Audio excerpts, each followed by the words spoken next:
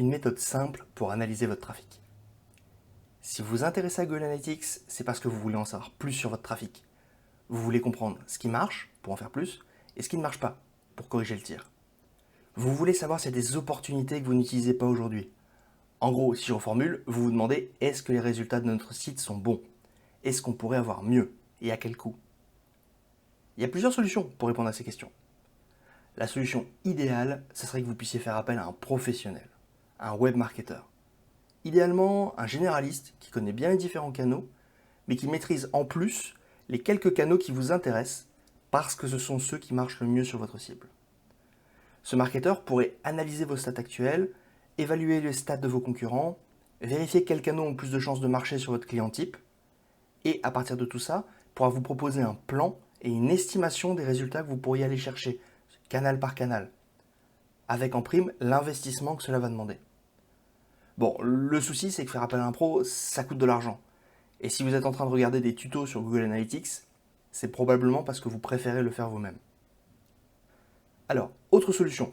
Vous pourriez regarder ce que font vos concurrents. Quels résultats est-ce qu'ils obtiennent sur chaque canal?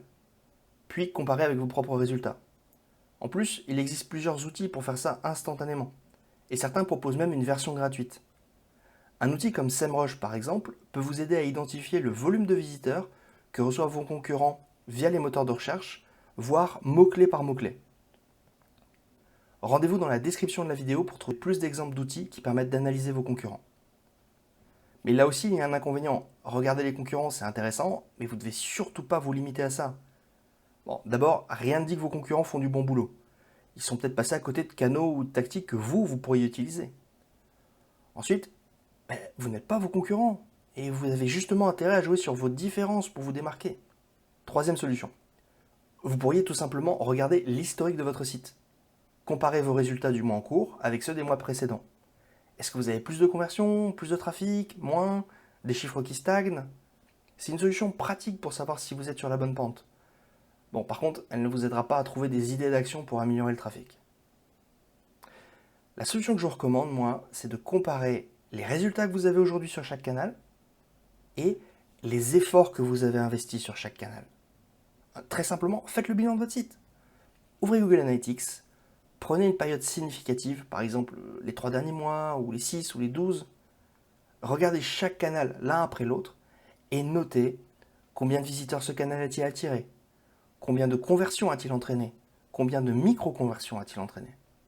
Notez ces résultats dans un fichier Excel ou Google Sheet. Non, faites-le, vraiment. Je sais que ça paraît bizarre, mais le simple fait de noter ces valeurs quelque part va vous aider à voir la situation différemment. Si besoin, vous pouvez même télécharger un modèle à trous Excel directement dans la description de la vidéo. Mais faites ce bilan, vraiment j'insiste. Même si le bilan est mauvais, surtout si le bilan est mauvais. C'est la seule solution si vous voulez vraiment trouver comment améliorer la situation. Bien, maintenant, rajoutez une colonne. Quel effort avez-vous investi dans chaque canal? Ce n'est pas grave si ce n'est pas précis, mais faites-le à la louche. Il peut s'agir du temps que vous avez investi, 1 heure par semaine pendant 3 mois, d'un budget que vous avez mis sur la table, 2000 € en annonce payante, ou encore une évaluation de vos efforts. On a écrit 30 articles de blog, on a envoyé 20 mails, on a publié 60 messages sur Twitter. Dernière étape, la plus importante. Est-ce que vous êtes satisfait? Est-ce que ces résultats vous paraissent acceptables? Est-ce que cet investissement en valait la peine? Voilà, vous avez votre réponse à la question « Est-ce que mon trafic est bon sur ce canal ?»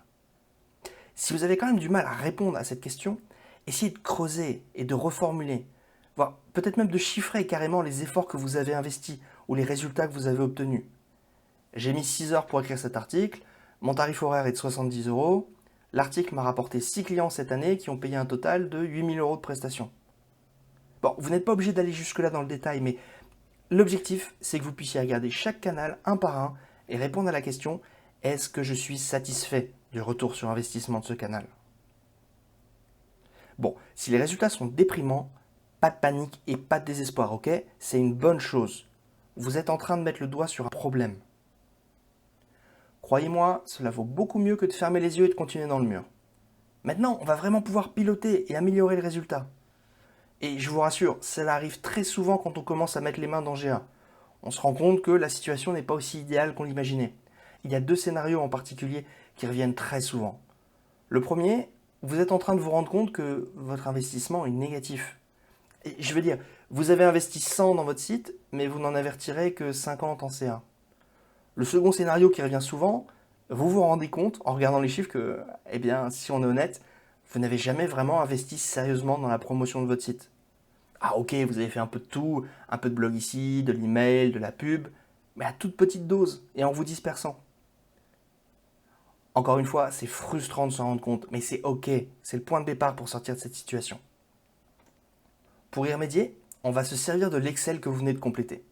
Et on va ranger chaque canal, en fonction de son retour sur investissement, dans l'une des 4 catégories suivantes. Première catégorie, vous avez investi des efforts dans ce canal et vous êtes récompensé par des résultats. Vous avez du trafic, vous avez des conversions ou des micro-conversions. Deuxième catégorie, vous avez investi des efforts, mais vous n'avez vraiment que très peu de résultats. Catégorie 3, vous n'avez pas investi d'efforts et vous avez peu de résultats. Normal. Catégorie 4, vous n'avez pas investi d'efforts particuliers, mais bizarrement, vous avez quand même des résultats. Ok, faites-le maintenant. Rangez chaque canal dans sa catégorie. Vous en avez pour moins de 5 minutes. Je sais que ce graphe a l'air évident, mais c'est déjà une bonne évaluation de votre trafic actuel, de où vous en êtes. Mais surtout, ce graphe va vous aider à trier les actions que vous allez faire à partir de maintenant pour améliorer ces résultats. Reprenons les catégories dans l'ordre. Les canaux rangés dans la catégorie 1, par exemple. Vous avez fait des efforts et vous obtenez des résultats. Eh bien, pour ces canaux, vous allez très facilement pouvoir détecter dans Google Analytics des idées concrètes d'amélioration pour aller encore plus loin. On va d'ailleurs en voir quelques-unes dans le chapitre 3 et je vais vous passer des listes pour le faire vous-même. Comme vous avez du trafic, vous allez facilement pouvoir identifier ce qui marche et ce qu'il faut encore améliorer pour ce canal. La catégorie 2, vous avez fait des efforts, mais vous avez peu de résultats. Bon, deux possibilités. Vous avez du trafic, mais peu de conversions. Dans ce cas, Google Analytics va vous aider à analyser ce trafic pour essayer de comprendre pourquoi il ne convertit pas. Deuxième possibilité, vous n'avez pas de trafic du tout. Eh bien, c'est une information intéressante en soi. On ne va pas pouvoir se servir de Google Analytics, mais il existe plusieurs tactiques pour analyser ce que vous avez fait, les emails que vous avez envoyés par exemple, ou les articles de blog que vous avez écrits, et les analyser pour comprendre ce qui ne marche pas. Là aussi, on va voir plusieurs techniques dans le chapitre 3. La catégorie 3, vous n'avez pas fait d'effort et vous n'avez pas de résultat. Ça vaut la peine de vous poser et de réfléchir. Pourquoi est-ce que vous n'avez pas investi dans ces canaux? Est-ce que c'était un choix conscient?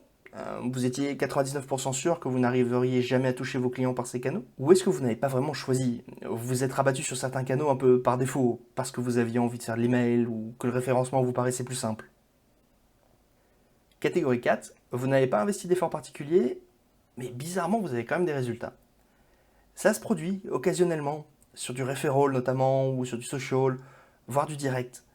Vous remarquez que vous obtenez des résultats intéressants. Eh bien, autant aller explorer ces canaux pour comprendre ce qui s'est passé. Avec un peu de chance, vous pourriez obtenir encore plus de résultats avec un tout petit peu d'investissement. Oh là, minute Thomas, là ça fait quand même beaucoup de choses à faire. Améliorer ce qui marche, réparer ce qui ne marche pas, tester ce qu'on n'a pas encore testé. Est-ce que c'est vraiment une bonne idée de se disperser comme ça? Non, vous avez parfaitement raison. Vous devez à tout prix éviter de vous disperser. Pour deux raisons. D'abord, parce que certains canaux ne marchent que si vous investissez suffisamment pour vous démarquer des concurrents. Si vous essayez de faire un peu de tout, vous n'allez jamais vous en sortir, parce que vous n'aurez jamais passé le palier minimum pour commencer à avoir des résultats. Ensuite, parce que vous n'arriverez jamais à tout faire, à moins d'avoir une équipe marketing de plusieurs personnes derrière vous. Du coup, vous allez devoir faire le tri dans ce que vous allez faire. Et je vous assure, vous allez inconsciemment commencer par les actions faciles ou par les actions fun, au lieu de vous concentrer sur celles qu'il faut faire pour obtenir des résultats. Donc, dans le troisième et dernier chapitre de cette formation, on va voir comment choisir et prioriser les actions qui ont le plus de chances d'améliorer votre trafic.